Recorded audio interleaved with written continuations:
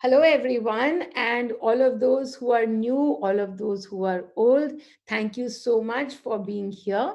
Today, the topic that we have, the topic that we are covering is all about the ego. So, many people come to me in this path and then they say that, what about the ego? How do we drop the ego? How do we become, without an ego? And I tell to all of them that to drop the ego is not what is needed. As a matter of fact, enjoy the ego.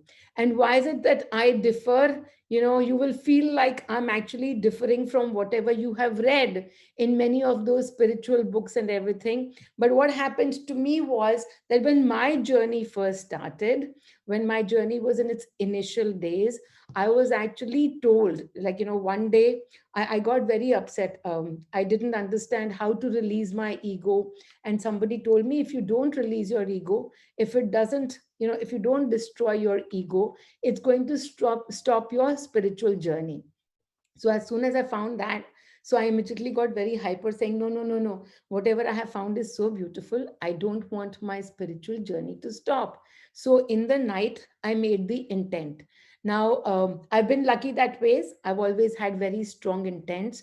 Even when I was an unaware person, I didn't realize the strength of my intents. But by this time, my journey had already started. So very consciously, in great awareness, I made this intent that, okay, Shiva, I leave it to you. When I wake up tomorrow, my ego should be completely destroyed. It should not be there. I don't want my journey to get stuck. And so, with that fear in mind, and I gave orders to Shiva that when I wake up the next morning, my ego should be completely gone. Now, I slept, and about a couple of hours later, almost at midnight, there is this girl, Seema, my co traveler, and she called me and she said, I don't know what the matter is, but the guys upstairs, because we used to refer to them as guys upstairs, says the guys upstairs are not letting me sleep. They're saying, call Meenal and tell her, to call Meenal. So she called me at almost midnight and she said, I know you are sleeping, but you have to, I'm being told to wake you up. So she said, okay, tell me, what is it that you were doing? And I said, no, no, I'm so upset. My spiritual journey is going to stop if I don't let go of my ego. And so I've made the intent that the ego should be killed. And that very moment she channeled saying, no, take that intent back. You don't need to kill your ego. You have to take that intent back.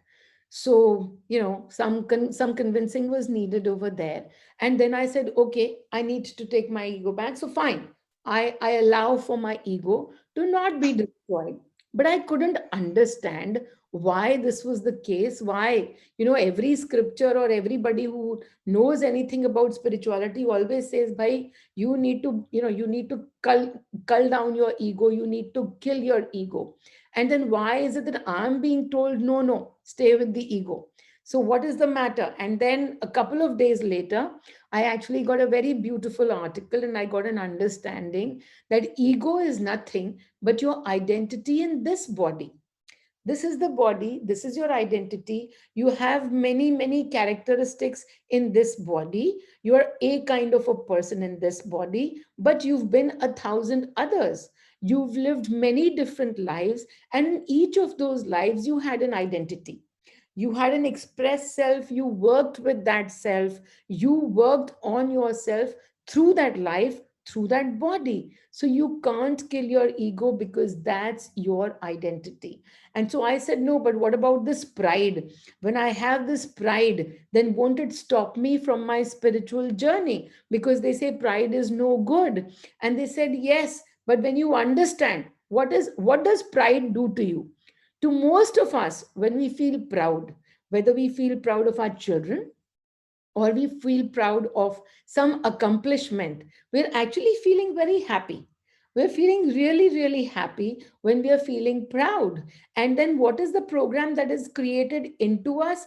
The program is created, no, no. If you are going to be so, so proud, then it'll be like, it's going to cause you shame, or pride is not good. And you need to always lower your eyes and talk, and don't be so haughty. And we are told that it's not a good property to be proud. So we start to hold a number of judgments against pride itself. And from there onwards, so what is actually happening? We enjoy the pride, and yet we are scared of what the pride is going to bring to us. So when I say that, don't bring the ego in to kill, it's basically to say enjoy the moment. If something that you've created, whether it's that situation, it's an event, whether it's your child, well, who's done something and now you're feeling proud, simply feel proud and simply feel the joy out of that pride. The next thing that we do is we attach ourselves to it. That attachment that's actually bringing us the hurt at a later date. Because as you've all read, I've done those previous webinars where attachment will give you hurt and pain. Sometimes it will give you joy, but whenever broken, attachment broken will give you hurt and pain. And then we remember, oh, we should have kept our eyes down, we shouldn't have been so proud, blah, blah, blah. In that moment when you're feeling pride, feel the pride. Don't be about, okay, this is a program, I'm not supposed to have my ego large, I'm not supposed to do this. It's not a good thing. There is nothing good and there is nothing bad. It's simply an experience. What happens with ego normally with us is that as our accomplishments keep going more and more, the I becomes larger. And sometimes when the I becomes larger, it's only about me. And then there erupts a lot of jealousy. If somebody else is getting something that you are not able to do, now what happens from that? Your pride is crushed and now you are feeling jealous. So earlier, the pride was bringing you into joy, and now the same pride is actually bringing you an emotion of, it's bringing you the emotion of jealousy or anger or something of that sort. So then what happens is that as we create jealousy out of it, what does jealousy bring to us? Jealousy brings separation. Remember, we always talk about frequencies of the mind and frequencies of oneness. So the oneness is in the heart. Here is the frequency of oneness, and we've been operating so far from the frequency of the mind. In the mind, there is only me, myself, and I. So there is this feeling that everything that I do, this I did, this is my family, this is my accomplishment, and the whole universe really becomes very, very tiny of this me, myself, and I. Only of these few people that somehow are related to me. But then, and that's the frequency of the mind, where the pride, when it's happening from the frequency of mind, will bring you jealousy at a later date, maybe or maybe not. Maybe you will expand the ego. And now we come to the main point of how to really kill the ego. The real killing of the ego happens with its expansion. Actually, that's what the killing of the ego is, which people talk about in the spiritual context. And we don't understand it. We think that we actually have to completely decimate our identity. Absolutely not. This is the identity that you have taken in this life. You've been everything. You've been a murderer, you've been a savior, you've been a thief, you've been a dani person, you've been somebody who's given away, thousands and millions in charities. You've been everything. And now you are sitting over here. So every place where you've gone, those all filters were your identities then. Right now, you sit in your current identity. So, how is it that we start to kill the ego? Simple. When we are in the frequency of the heart, when we are in the frequency of the heart, then I see myself everywhere. I don't see a separation. Now I'm no longer coming from the separation that this is mine and this is mine, or this child is mine, or this person is, this accomplishment is mine. I am now looking at the entire universe as me and my mirrors, and I'm able to see everybody as an actor. And then what happens with no separation? When you do something, I'm able to feel the joy. And I don't know you. And earlier, I would have felt jealousy. But now, when I operate from the frequency of the heart, when you do something, I'm able to feel the joy. When I do something, I'm able to feel the joy. My identity is no longer limited to this body. My identity has expanded now to one plus you. That's another one. And then something else and another one. And I'm able to expand my heart more and more, and the frequency of the heart brings me into more and more oneness. And what happens when there is oneness? There is only love. You feel unconditional love. So jealousy, anger, frustration, and why you haven't received, because when you haven't received but you are able to feel so joyful because somebody else has received, what does it create in you inside over here? It creates frequencies of joy. As it creates frequencies of joy, what is your next minute going to bring for you? It's going to bring you more and more joy. It's almost like, how the team creates. When your team creates, you feel so much joy and so much credit goes to you because it's your team. And guess what? If there is no other team, but everybody is on your team, if everybody is playing from your side, then which is the team that will make you proud? Your team everywhere. And your team exists in each and everything, in each and every person that you see. And so when jealousy comes, you're able to process it quickly now, because you understand that so far when jealousy comes, it means that your pride is getting a bashing. And your pride is getting a bashing only because your pride is right now coming from here. When the pride is getting a bashing and coming from here, you remind yourself, you become aware, and you move into the frequency of the heart. As soon as you move into the frequency of the heart, you will be able to feel joy for that person as well. You will no longer be in lack, but you will also come into the abundance, because that person has just created abundance for you. And that's how beautifully the ego starts to diminish. What about boasting about that pride or accomplishment? Yes. So when you are boasting about that, I'm constantly boasting. I get so much joy in boasting, right? And I keep watching. What's wrong with boasting? You tell me, haven't I been boasting about my new neck piece that I got? Of course. So tell me, where is the judgment about boasting? Boasting is not good. What is that program in your mind about boasting? Oh, he boasts so much, she boasts so much. Why does it make you feel uncomfortable when somebody boasts? Now, to look in, where is the separation? When somebody is boasting about something, what is it that you are feeling? What is it that I'm feeling when I'm not at ease with myself boasting? That means I'm not happy. Something will happen. It's so beautiful, because as you become, even in a corporate world, when you become a more senior person, you actually got to learn to give credit. Give credit to your juniors, give credit to everyone full heartedly. And when you're able to do that, if you're not able to do that, then guess who's the loser? You are the loser, because then everything becomes your responsibility in that corporate scenario. But when you are able to give credit to people, and when people are enjoying and appreciating that credit, then your team, it flourishes even more. This is no different, except that your team now, at this point in time, is the entire universe. Wherever you're feeling something about your ego coming in the way of something, if your ego is coming in the way of something, then look closely. There's only fear underneath. Enjoy that moment of pride. And when shame comes, if shame comes for something, then release the judgment towards yourself, because both pride and shame are simply judgments. And what is it that we say about judgments? In the body, we have to judge. We have no choice but to judge, because that's what we came to experience.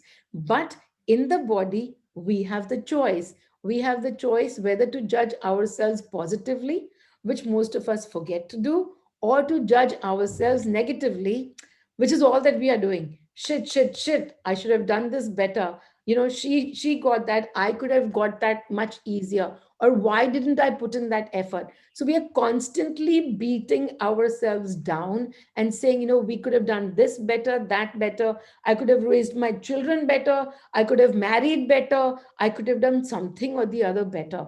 And so we keep beating ourselves. And the whole point of this being that it's simply a judgment that we are taking on ourselves, and we can release the judgment. The judgment is for us to candle. All the programs that we've had to create for ourselves in this body all this while is all about measuring our self-worth, and measuring it not in a nice way, not in a positive way, but in a more diminishing way. And what happens, even ego, when we feel proud of something, and then we are told, no, no, no, you can't feel proud, it's a bad thing to feel proud, you'll lose friends when you feel proud, you will be outcast when you feel proud, nobody will look at you kindly when you feel proud. And we create all of these programs about our self-worth. And so release those programs and make alternate programs instead, that no matter who I am, I will be loved because I love myself.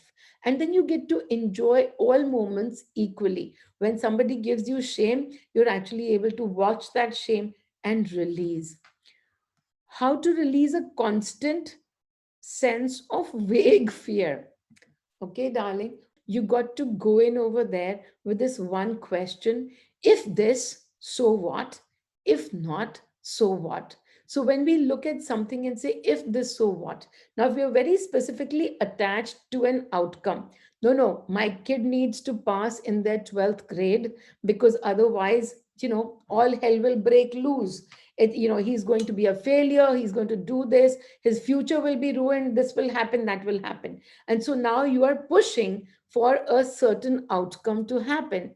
What happens in this case is, whether the kid passes or not, what have you created for yourself through all of this is a huge amount of anxiety and worry, which has kid in the actor role. So, what do I tell people? Well, what does this question do to you?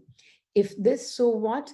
If not, so what? It makes you answer, what's the worst that will happen? So, okay, so if my kid doesn't pass in the 12th grade, then, it's going to be really bad because he's going to suffer. Okay, and what happens then? What's the worst that can happen? Oh, he's going to be a failure all his life. Okay, what's the worst that can happen from being a failure all his life? Well, he's going to be a pylon on me. I will have to take responsibility of him. You will come to all the programs as you start to ask this question. It'll start to give you more and more deeper answers into the fears that you are holding. Because remember, what that kid that you are worrying about so much has their own energy field. They have come to experience their life in their way. By looking at them and by worrying about them, all that you are doing is, in your energy field, you are totally adding on those worries. So, and those worries and fears. So when you answer, what is the worst that can happen? What is the worst that can happen? You go into two or three deeper layers of how to, where all the fears are lurking, because it's not vague. What you're saying is actually not vague. There's just a bundle of fears together, and you haven't been able to process them. So keep asking this question every once in a while whenever the fear comes up, and you say, no, no, what's the worst that can happen? What's the worst that can happen? And then you think through what's the worst that can happen. You can actually make notes what the that can happen. And if this happens, then what? Or if this doesn't happen, then what? When you're able to answer these questions, you will see a whole lineup of fears in front of you. And when you see that lineup, you're going to be able to start releasing one by one to the candle. The candle comes to the rescue once again. The feeling of emptiness, why does it come? Sometimes it makes me restless because I don't know what to do with it. And it's kind of numbing, like there is a separation from the immediate environment. In guidance and tools to enjoy it. How? It's so beautiful. Because look, when blankness comes to you in your mind, you get so anxious and you get restless because you don't know what blankness is. And I say blankness is actually the state of beautiful peace, it's the state of unconditional love. But when we don't recognize it, then it makes us restless. Yes, even unconditional love, as we don't recognize it, makes us restless. So I ask people like this, you leave a child, you have a little baby, and you leave a baby on the floor, and there is that little toy which goes on their heads. I don't know, I don't have children, but there's that little toy which goes round and round and round and round, and it can go on for hours and hours, and the baby can keep looking at that for hours and hours. And I ask people, can you even imagine what the baby is thinking? For hours it's just looking at that, and it's happy within itself, and it's not doing anything. Do you know what the baby is thinking? The answer is nothing. It's in blankness and it's in bliss. But because it doesn't have a conscious mind which says, oh my God, you're not thinking anything. What's wrong with you? You need to be thinking something. Why are you blank? Why are you now you call it numbness. That, oh, I'm feeling numb to the external environment. Now you're feeling separated. Can you imagine what the baby is doing for hours on end when you're just, the baby just lying over there, and it's in the environment, and it's completely separated from the environment, and it's at peace with that numbness. Why are you not at peace with the numbness? So I tell people, and many people come and tell me, oh, like, I don't understand. Every time I do your meditation, I simply go blank. I'm not receiving anything. I'm not receiving any answers. What's wrong with me? Why, everybody else is getting, 20 poetries, and why am I not receiving any answers? And I just tell to people, it's you're getting the answer. This is what you need right now. You need to be, and you're being shown the answer.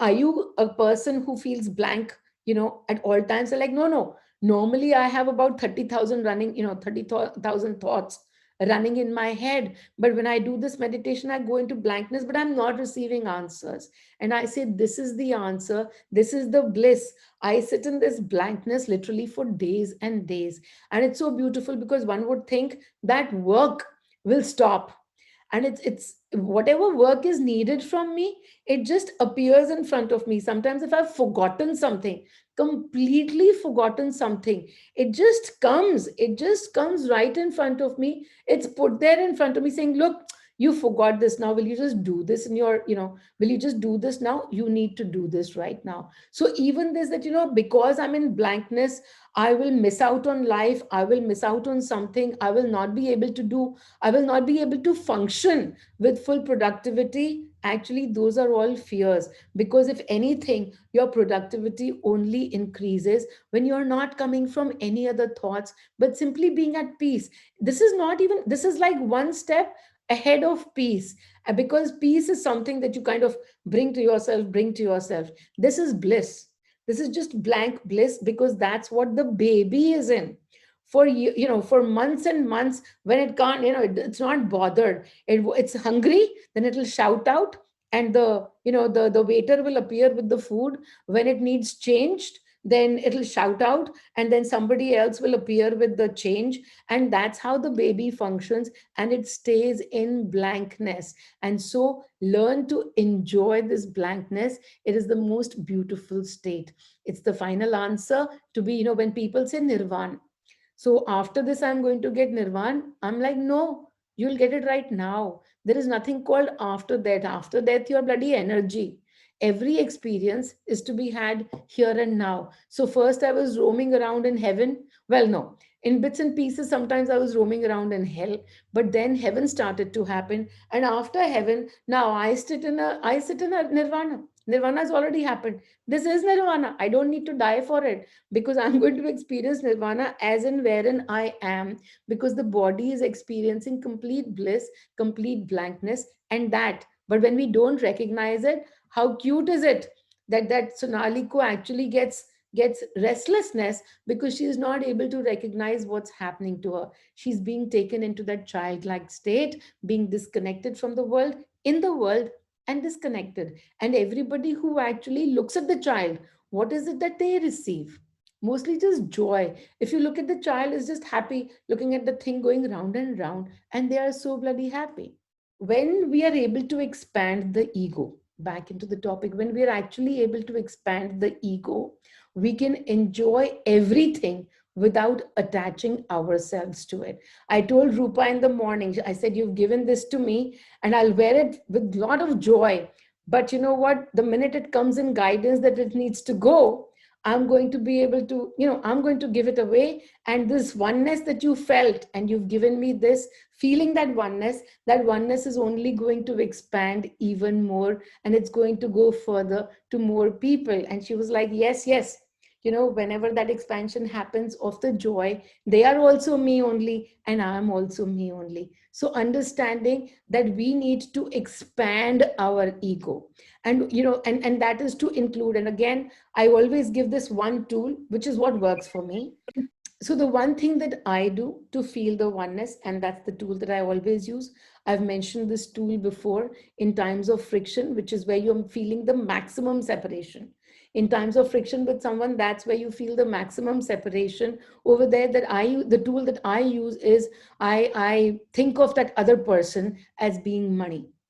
I think of that person and I think of them as carrying money energies only, because money is my guide and I hold him even more dear than I hold myself. So I say to myself, okay, this person is today bringing money energies to me. So anybody who brings money energies to me, am I going to accept that with so much love or not?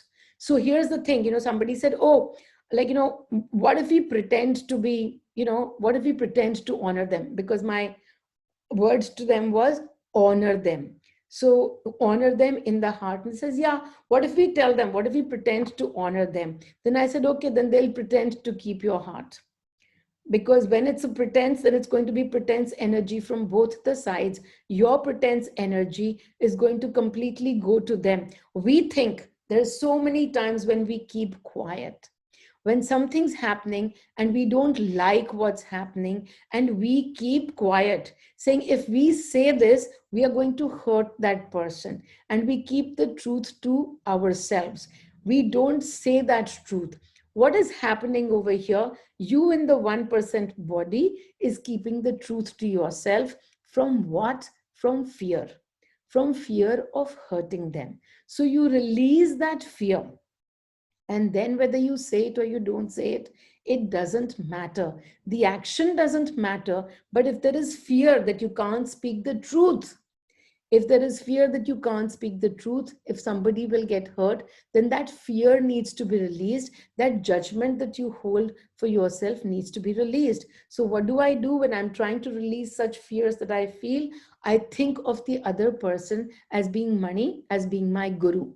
And I totally understand that no matter what they say, when I tell them this truth, and they give me this gali. Who is giving me gali? Money is giving me gali. If money gives me gali, is it a blessing to me or not? Oh, yes, money is my guru and he can do anything that he wants. If he gives galis, then also it is a blessing to me. And so if that is the understanding that I have in my heart, then what happens outside? That person truly starts to behave like money. I'll give you an example. This is something that happened very recently, as in February. Maybe I mentioned this story before, or maybe I didn't. But we were in Goa preparing for Money Festival. And in that, the resort, that Kamal is this person who is working with me. And he was arranging for the hotel and all the entire event itself. And he had been receiving guidances from money. And then, as the festival was about to start, we met with the owner, and the owner said, oh, there was not ever promised that I will give you a room. I only promised to give you open space. So you can take this garden, you can take that garden. I'm not giving you a conference hall or a place where you can conduct a conference. And Kamal was like, no, no, your other partner, he's promised, and you can talk to him. As this conversation is going on, and the two of them are almost coming to like, no, your partner said this, and that fellow said, no, nothing is ready. My resort is brand new. I don't have a conference hall that's ready. In my head, at that point in time, I stopped paying attention to the two of them. And in my head, I simply understood that this person in front of me is money. I just said, okay, whatever money says is okay with me. And so at that point in time, as Kamal and the two of them spoke to the partner said, yeah, I'd promised a conference hall. And this person said, no, none of the conference halls are ready. We can't give it. So I told him, it's all right. Let me go and look for a place. Maybe we can find a small room or something. And you don't worry, because now he's money, right? So I said, now you don't worry. Let me just go look around and see if there's anything that can work for us. There was a beautiful hall that we actually wanted. There was a beautiful hall which had glass everywhere and was overlooking the sea, and that would make the perfect venue for our event. But that fellow said, no, the air conditioning is not working over there, the lights are not working over there. I can't get it to work. And I said, you don't worry. Wherever we sit, money will appear over there. So, you don't worry about this at all. I went around and I found a tiny little conference room, and I said to come, to couple of people who were with me, I said, okay, it's all right. We'll do the conference over here. And the kids who were with me, they're like, no, it's no fun. This is so small. It's so claustrophobic. And I said, you don't worry. This is the best place where, wherever we stand, money is going to be in the energies over there. We'll have the best festival possible. In all of this, I was constantly honoring that man as money. So Kamal came to me immediately and said, no, he's lying. He can easily arrange for that place to be ready, but he's lying because he wants more money. And I said, I don't think of anybody as lying. He's money. So whatever he says is the truth for me. And I just simply went with that. No, he's speaking the truth. I will take his truth and I will accept it as my truth also, that he doesn't have anything. He can't give me anything. This all happened. I looked at some alternate rooms, found this really tiny room, and I said, okay, we will work out of here. As we walked back to that place, I didn't even get a chance to reach up to that man. He came to me and he says, I've been thinking about it, and maybe if you give me a day, I'll make sure that the room that you are looking for, with all the glass and everything right next to the sea, I'll see that if something can be done about it and we can get the air conditioning to work. And so I laughed because I said, yep, that's what is going to happen. And so I said, are you sure you're going to be able to do that? And he says, yeah, let me give it a shot. And guess what? That's the room that finally, the one that we wanted, that came to us, but not pretending to honor him, but actually honoring him. What would happen if he didn't give me that room? It wouldn't matter to me, because I've already honored him and I've already accepted that smaller place that we can do it in. So, what it brings me to is to immediate peace of mind, because I've already come into oneness with him. Whatever makes him happy is making me happy. I have actually divided my ego and multiplied my oneness. So, with that, I'm going to feel happy for whatever he's feeling, relaxed and peaceful.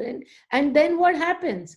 He changes, because now he's in oneness with me. And now he gives me the best experience in Goa. And we had such a lovely Goa festival. So that's how the entire mantra of coming in oneness, of releasing your limiting ego and expanding the ego to include everyone. You use this mantra, you use this tool when you're facing friction, and it works beautifully, because even if you don't agree, there is peace in your heart. You bring yourself to peace in your heart. Even if you don't get the best option, you actually are already sitting very peacefully, saying that the universe has worked in my favor. I wasn't nice to him because I wanted something. I was nice to him because this was money right in front of me. He looked different. He acted different. He didn't want to give me something. If money doesn't want to give me something, when will that be? That will be when the universe is playing in my favor. So money doesn't want to give me something because he's playing in my favor. And when money wants to give me something, it's because he's playing in my favor. One, just kind of summing it up, that the ego is not about killing it, the ego is about expanding it. And as we expand it, it will start to dwindle. This ego term that you have in your head right now, which is just simply limited to me, myself, and I, will start to actually expand, and you will be able to include more and more people into that oneness. And where there is oneness now, your ego is bloody bloated, because whatever you do, it's all my joy. Whatever anybody does, it brings joy to me. And that's how the ego expands. And that's how the ego diminishes. So your the ego that you are, the identity that you are, the achievements that you have, just accept them and gloat about them, boast about them. Don't get attached to them, because attachment will again bring you back into those frequencies of separation. Okay, then everybody, a deep breath in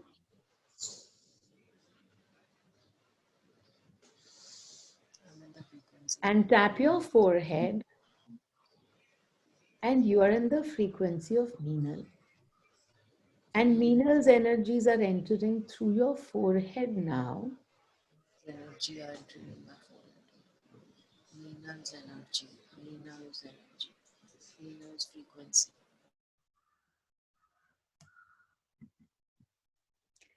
And as you take in Meenal's energies through your forehead, you can stop tapping now.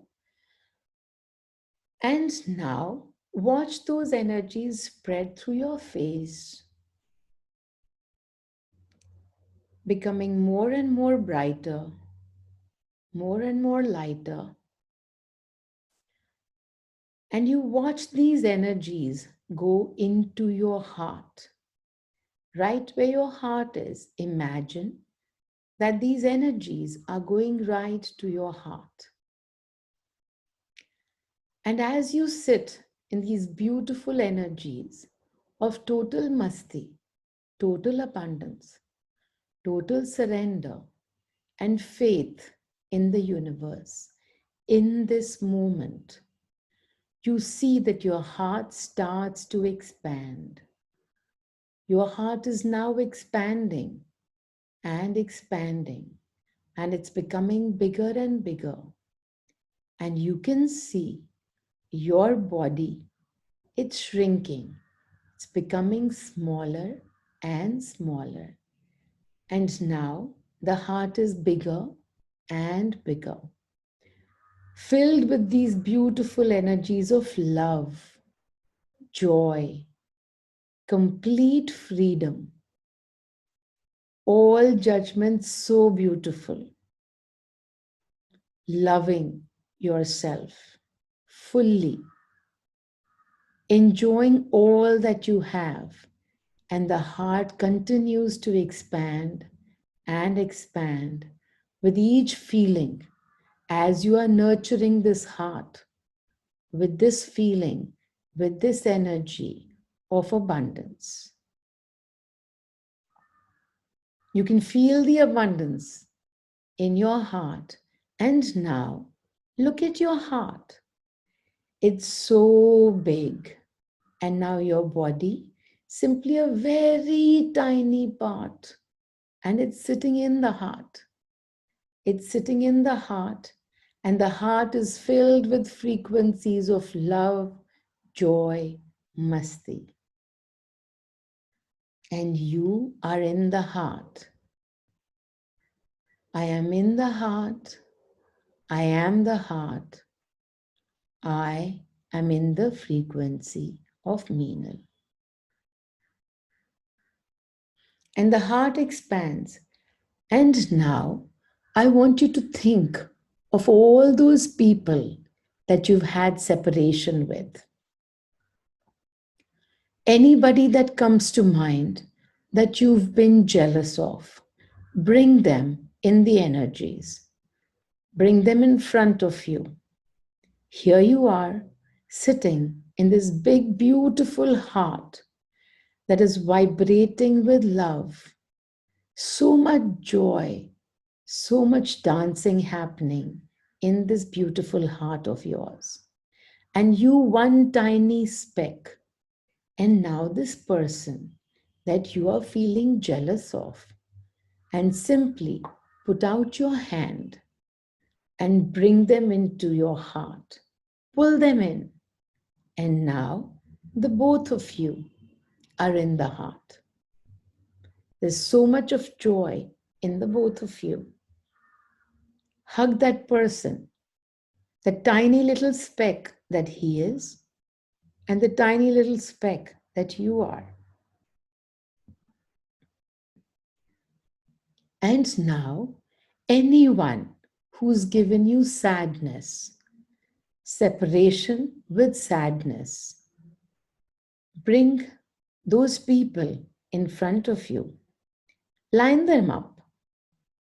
And as you line them up, one by one, simply pull each one into this big, large heart of yours. This big, beautiful heart of yours, which has space for everyone. And now, with anyone that you feel the separation of responsibility, anybody feeling that sense of responsibility, you have this huge weight on your shoulders because of them. Bring them in front of you. And no longer feeling the separation from them, simply pull them into your heart. Pull them into your heart. And now there is so much dancing going on as you hug each other, hugging each and every person. And now, anyone that made you feel guilty, just bring them into the energies and hug them. A big hug to each of them. And you're all in your heart. I'm from the heart. I'm in the heart. I am the heart. And now, watch all of these beautiful people that you've brought into your heart. Watch all of them become into little butterflies. They're all little butterflies that are fluttering, enjoying, all living in your heart. And your heart is glowing with the energy of Meenal. And here are the butterflies, money, all the butterflies, money. And as you watch these butterflies flutter, they will stay in your heart, and you are now in oneness with all of them. At any point in time that you feel separation, you can simply bring them back into the heart, because your heart is beautiful and it is so large and it is so powerful with this energy of oneness. Om Mani.